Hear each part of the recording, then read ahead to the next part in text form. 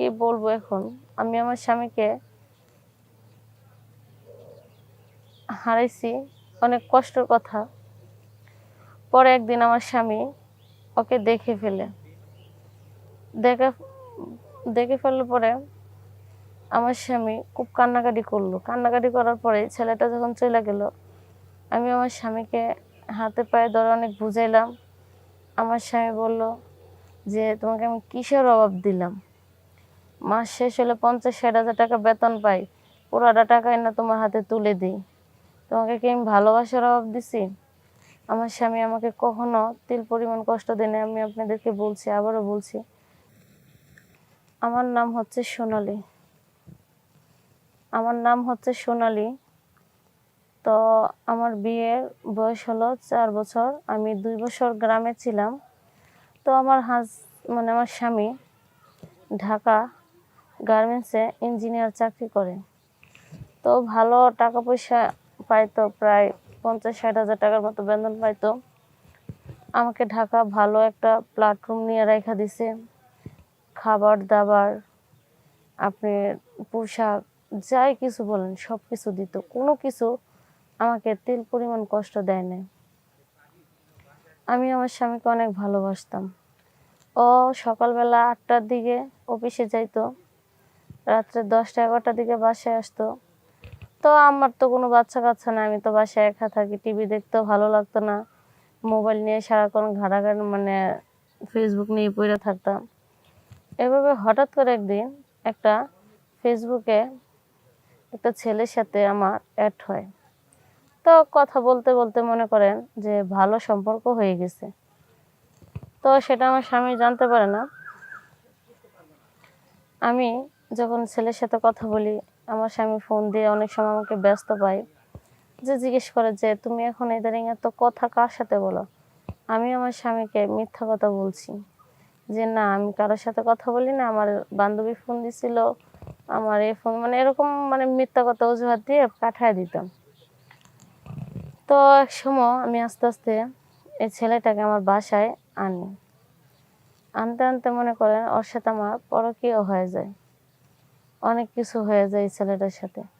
তো আমার স্বামী তখন বুঝে না। তো মনে করেন আমি আমার স্বামীর সাথেও সংসার করতেছি, এই ছেলের সাথে মনে করেন চুটিয়ে প্রেম করতেছি। দুনো দিক দিয়ে মজা নিচ্ছি। কিন্তু আমি যে সেটা কেন এরকম করলাম আমি নিজেও জানি না। আমার স্বামী আমাকে খুব ভালোবাসতো। সব দিক দিয়ে আমাকে সুখী রাখছিল।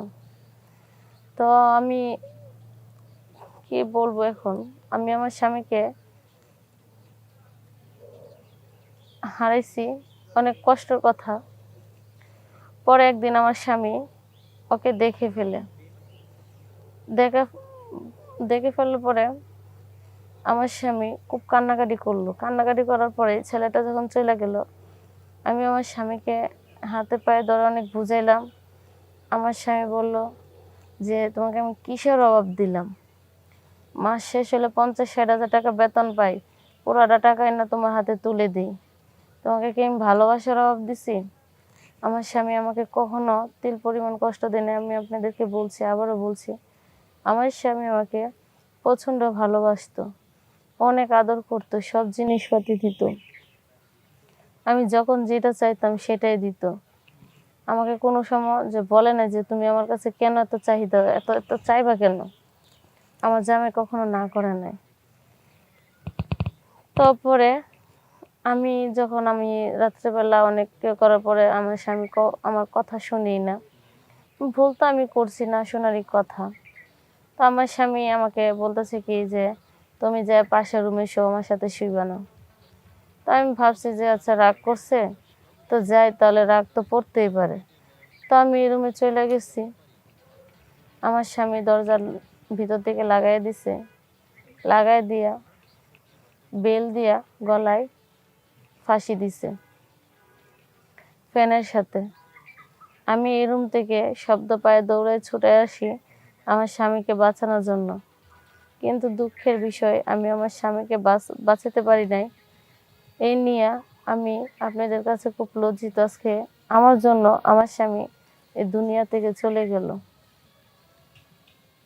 আপনারা আমাকে ভালো ক্ষমা করে দিবেন। আর আমার মতো ভুল কেউ কখনো করবেন না। জীবনে টাকা পয়সা গাড়ি বাড়ি গেলে সব পাওয়া যায়, কিন্তু স্বামীর মতো যদি স্বামী হারায় কখনো স্বামীকে পাবেন না।